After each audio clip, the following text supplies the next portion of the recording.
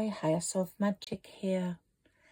I'm connecting with my spirit guide, Sarah Elizabeth, a literary character who channels through me, and I just get my messages from her, which I see in my ball and in my fairy thinking, because I write about fairies. Here today I've got my red Indian for us. This represents for me the summer months, the summer moons, the worship of the food we have readily available, the sweetness of the food, the availability of the food, the lightness, the brightness, the sun. And so many of you will have a spirit ancestor that is Native American, and he's joining me in this reading, and this reading is all about self-improvement.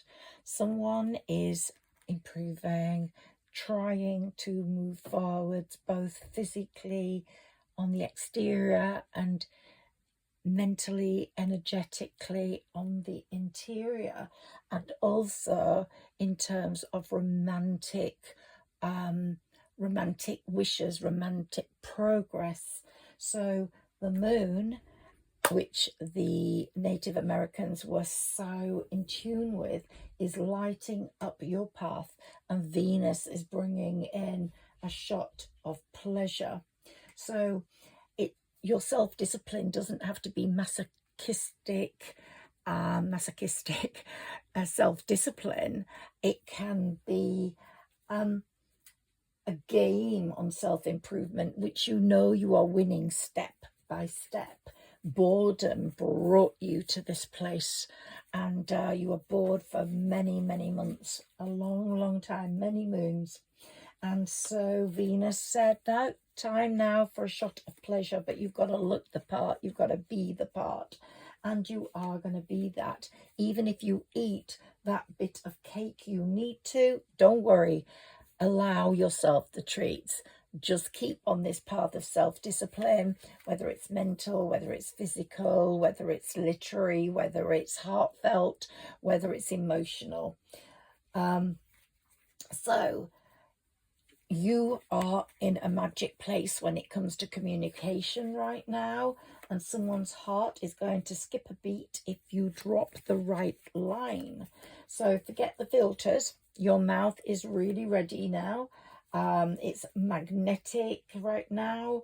You're tuning into the vibes of others, particularly their reactions, especially if there's a romantic connection, especially if there's some stability being sensed in that situation with that person. So continue to tune into their vibes, reactions, and you will be getting from people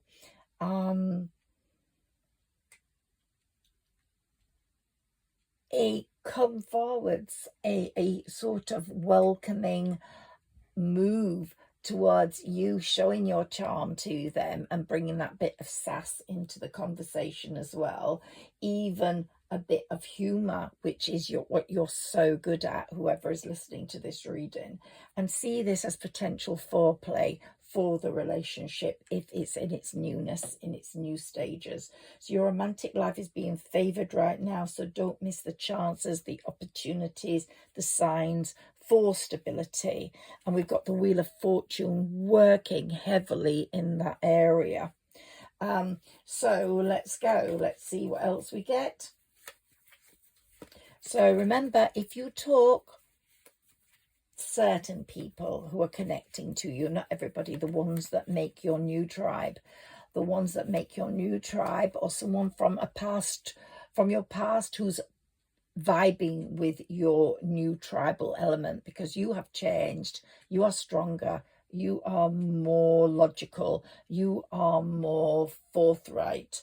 If they're connecting with that, then your attraction is going to be really important. So say through your communication, say what you wish and make it matter.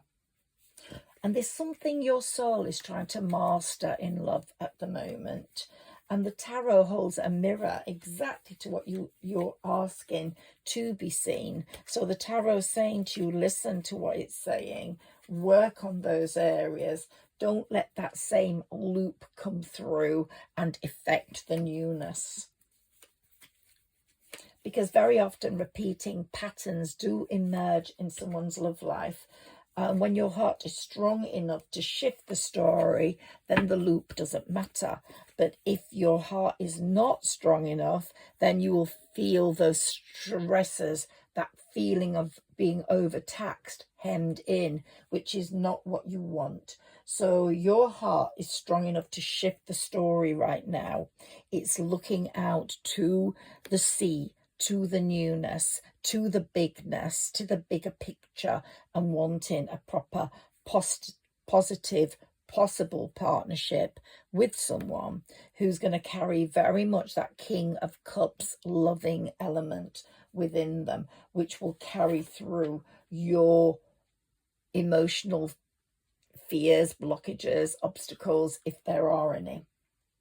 Remember, whoever you are, that massive changes have occurred energetically within you.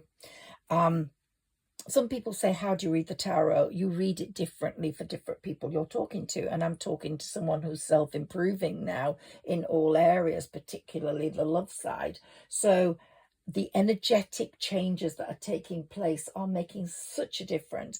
And you have to remember that you are not emotionally or energetically where you were when love knocked on your door the last time. So don't be afraid of making the same mistakes. Just go forwards, because there's going to be great, once you start moving through that water, there's going to be great harmony after the battle. Remember what I've just said, you are bolder, you are stronger, you're making swift moves. That King of Cups, whether male or female, the divine masculine, will really appreciate in the vision they're getting of you. So deeper clarity with someone who carries these qualities is now possible. The past doesn't need to keep writing your future. Please remember that. And here we've got, you couldn't make it up, the Queen of Cups for the King of Cups. You're going to be a perfect match, very well balanced. But the cards do reveal this karmic thread. And we've got the Knight of Cups, because this King of Cups is going to come forwards with a cup of reality, of desire, of genuineness. And you have got to accept it in the right way. You have to be forthright enough to go, yes, the past is the past. I'm moving forwards with this new cup of